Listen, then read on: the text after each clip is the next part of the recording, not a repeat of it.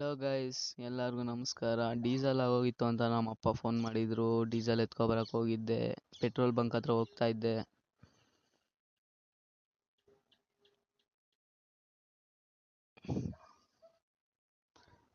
ಓ,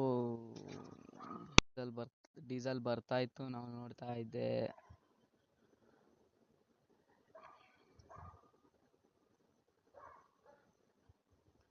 ಹಾಕ್ಸ್ಕೊಂಡೆ.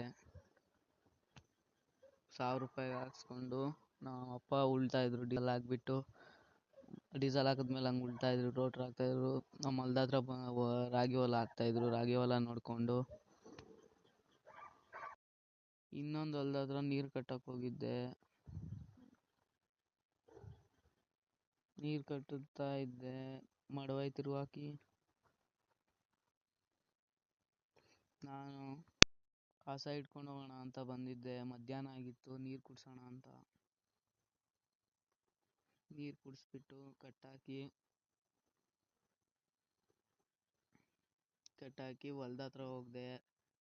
ಹೊಲ್ದ ಹತ್ರ ಹೆಂಗೈತೆ ರಾಗಿ ಹೊಲ ಅಂತ.